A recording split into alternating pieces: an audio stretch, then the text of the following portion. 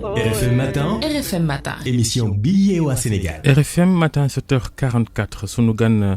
Maïmouna Astou Yade salaamaaleykum. maaleykum salaam sëñ Babacar. ñuy nuyu Georges te ci Diop mi ñaandal ci waxtaan wi dañ la doon may nga dallu ndax Esperlu 4 étages yi yaa ngi bokk ci mbootaay gu ay jigéen seq rawatina tuddee seen bopp collectif pour la promotion et la protection des droits des femmes et des filles au Sénégal maanaam sàmm ak yelleefu jigéen ñi ci Sénégal moo leen tax a jóg. da ngeen a am xalaat ak taxawaay ci mbiru Ousmane Sonko ak xale bu jigéen boobu ñu naan Adji Sarr ci tuuma yooyu ñu teg ci kaw njiital Pastef yéen lan moo ci seen position. merci Serigne Babacar merci Georges donc man comme ni nga wax léegi dama jiite mbooloo bu tudd Jigéen Sénégal donc Women Global Entrepreneurship ñu dajaloo nag ci ay kuréel muy ñeneen organisation de jeunesse féminine ñoo tuddee suñu bopp benn collectif donc pour la protection et la promotion des droits des femmes et des filles au Sénégal donc loolu mooy légitimité bi comme ni nga wax léegi tey boo xoolee li nekk actualité moom mooy la situation sur l'affaire Ousmane Sonko ak ki nga xam ne moom mooy Adji Sarr muy ay chef d'accusation yoo xam ne Adji Sarr jël na ko teg ko ci ndoddu Ousmane Sonko mu nekk un homme politique nekk un homme influent ñu jàpp ne ñoom ñaar ñëpp ay protagonistes lañ Adji Sarr en tant que citoyenne am na droit yoon may na ko mu bu jàppee ne elle est violée elle est victime de viol mu déposer plainte te ni mu ko defee c'est dûment écrit et déposé à la brigade donc de Colobane donc ci loolu ñun jàpp nañ ne ba tey mbir mi ngi ci yoon c'est-à-dire que ba tey kenn ci ñoom en tout cas jàddul yoon mais li ñu tax a génn sëñ Babacar mooy dañu gis benn traitement boo xamante si ni sur le plan de l'information bi nit ñi traité mbir mi en tant que tel ñu jàpp ne dafa am un peu lu flagrant mooy que dafa am inégalité par rapport ak traitement bi te suñu noppee nii taxawuñu leeral askan wi tey jii defe naa ne Adji Sarr au lieu que mu nekk comme présumée victime dafay nekk comme si warul accuser une personne publique warul mën a jël jàpp ne am na ay droit am pour mën a wax ne Ousmane Sonko wala keneen ku dul Ousmane Sonko tey taxaw na proférer ko ay menaces parce que lii du suñu wax moom waxam la daf ko def ay menaces ak viol répétitif donc loolu ci droit am la nekk. da nga jàpp ni nit ñi dañoo gën a défendre Ousmane Sonko bàyyi xale bu jigéen bi. effectivement ñun loolu la ñu jàpp dès l'instant où li ñuy wax ne la loi est générale et impersonnelle donc tey Ousmane Sonko traitement bi ñu mën am mën nañ ko comprendre ci benn fànn maanaam leader politique la waa partem génn nañu mais gis nañ également que la situation de la fille daf ko gën a tax mu nekk dans une situation de vulnérabilité parce que dafa nekk ci liggéey ci salon de massage donc dañ ko jël taqale ko comme une fille boo xamante si ni est de mœurs légères donc baatam comptewul alors que bu ñu yóbbu débat bi foofu ñun dañuy foog ñu jóg pour wax ne suñu bëggee ñu am ñoom ñaar accès égal à la justice maanaam mu am benn traitement bu équitable dans l'information que mu nekk parce que c'est un fait qui est très médiatisé donc il va falloir que nit ñi delloo ci seen xel xam ne devant la loi la parole de Ousmane Sonko n'est pas plus importante que la parole de Adji Sarr ñoom ñaar ñëpp bu ñu leen di àtte dañ leen di àtte ci kaw loi et règlement en vigueur donc Adji Sarr am na droit déposer plainte te dans cette affaire li ñu jàppee ne Ousmane Sonko dafa nekk benn présumé accusé noonu la ñu jàppee ne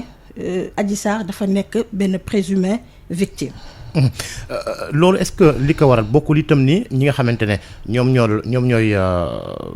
ñooy conseil yu Adji Sarr yi ñoom itam ñoom ñoo laisser la place à ñeneen ña ce qui fait que nit ña ñuy dégg ñoom ñooy ñi nga xamante ne ñoom ñooy wax seulement. waaw xam nga tey comme li ma la wax léegi defe naa ne dafa am benn argument boo xam ne dafa am importance ñu war ko jël en compte. ci traitement bi mooy que ne Ousmane Sonko c'est une personnalité. Ousmane Sonko dafa jiite parti politique te am na ay ndaw yu bari yoo xam ne dañu ràññeeku ci parti donc bu ñu xoolee par exemple tey ci côté réseaux sociaux ci côté médiatisation dañuy wax ne dafa am c'est-à-dire que ñi bokk ci Ousmane Sonko ak ñi nga xam ne ñoo ko jàpp ne par exemple il est clean ñooñu ñoo gën a taxaw c'est-à-dire que gën a indi ay arguments et tout te argument yooyu noonu ñu indi c'est des arguments yoo xam ne dañuy jël ko jigéen ko def ko comme genre par exemple c'est une personne boo xam ne baatam voix am amul valeur baatam amul importance. ak ki ñuy utiliser. Donc Adji Sarr je me dis que dafa nekk comme genre koo xamante si ni comme genre li ñu naan njëriñ ci wàllu affaire boo xamante si ni par exemple tey dafa nekk déséquilibre dafa am entre les profils maanaam ci profilu Adji Sarr ak profilu Ousmane Sonko. Donc ñun suñu rôle la ñu nekk c'est-à-dire que li ñu bëgg tey mooy ñu def ñoom ñaar daal seen gis-gis ñoo yem droit. voilà ñoo yem droit te nit ñi li ñuy traité affaire bi wax dëgg war nañu seetaat seen xel bu baax parce que tey bëgguñu la situation de Ousmane Sonko par rapport ak statut économique je veux pas dire économique, statut politique et son statut social influer sur l'opinion publique, c'est-à-dire je peux dire comment dirais-je, la rationalité bi nga xamante si ni nit ñi war nañu ko jëlee un peu l'affaire en tant que telle mu basculer. maanaam àndoo ci dara xewagul rek nit ñi bëgg a tey xel ci tuuma yi nga xam ni Adji Sarr teg na ko ci kaw Sonko. Exactement tuuma yi nga xam ne Adji Sarr teg na ko ci kaw Sonko ñun xamuñu ndax dëgg la Babacar xamuñu ndax du dëgg ba tey aussi xamuñu ndax Ousmane Sonko il est coupable ou il n'est pas coupable loolu xamaguñu ci dara mais li ñu mënta wax mooy que ne phase bi ñu toll nii dafa nekk phase bu am importance ci wàllu dossier bi parce que phase bii nii dafa mel ne la question politique. dafa ñëw bëgg nangu l'affaire en tant que telle te boo xoolee la question du viol dafa nekk benn question boo xam ne bu sérieuse la question boo xamante si ni tey jigéen ñi ak góor ñi ak les défenseurs des droits des femmes défenseurs des droits de l'homme ci cadre général dañu ci liggéey teg ci ay jéego nag yu am solo voilà ba ñu am tey une loi sur la criminalisation donc ñun fi ñuy taxawal rek mooy taxaw ci côté victime bi parce que Adji Sarr dañ ko xoolee comme bépp présumé victime wala bépp plaignante donc taxawal ko pour que moom aussi baatam compter parce que boo xoolee victime de viol yu bëri dafa am benn obstacle bu rëy boo xamante si ni moom mooy nekk ci digganteem ñoom ak ñi nga xam ne mooy bourreau yi mooy c'est-à-dire le silence en tant que tel suñu liggéey li ci am solo lu ci bëri c'est comment amener victimes yi ñuy briser le silence donc su fekkee yegg nañu foofu noonu en termes de je peux dire d'avancée de courage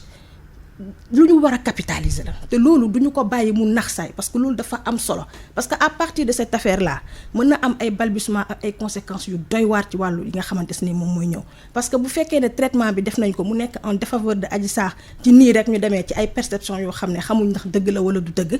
lii ñëw après victime de viol yi nga xam ne ñoom ñoo ñëw après ak ñi nga xamante ne tey bëgg nañu wax taxaw boole seen ñi nga xam ne ñoom ñoo leen sàkku dañu naan ñun kat duñu ci dugg wala bokk dañuy xool bu fekkee ne kii ñu sàkku day am na benn statut jarul ñu ci mais est-ce que ci seen combat bi nga xamante ne parce que nee nga loolu mooy seen combat nekk toujours aux côtés des victimes xamagu leen ne kii moo def tuuma gi am na am wala amut waaye ci principe bi est-ce que yan jéego ngeen defagum pour xam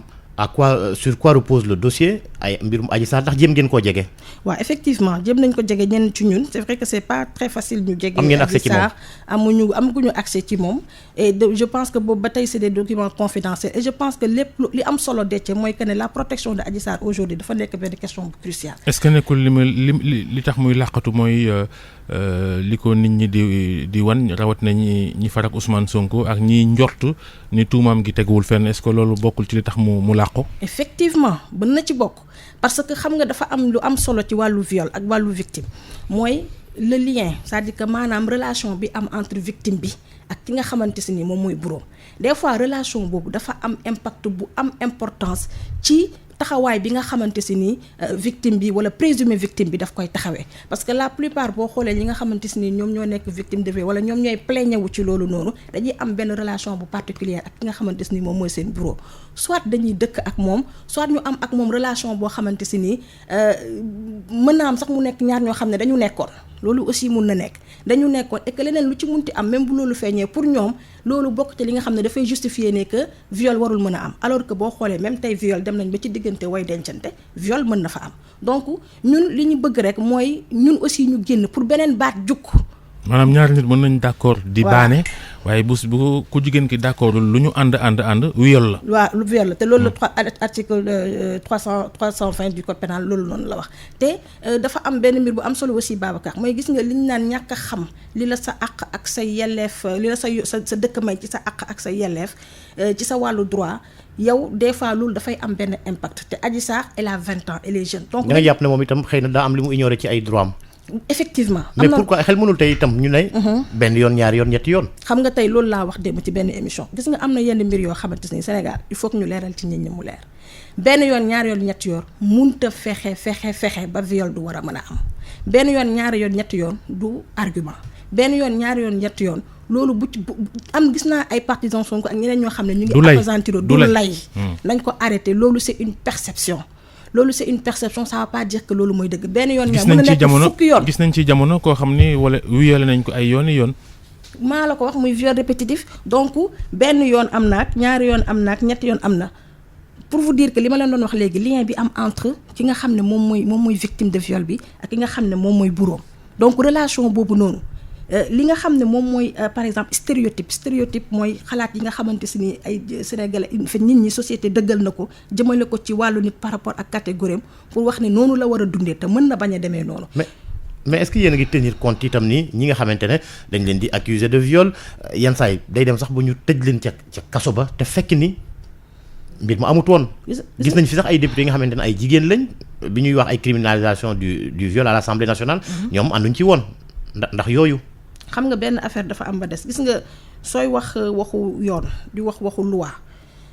même bu fekkee ne loi bi dafay ñëw pour mën a je dirais corriger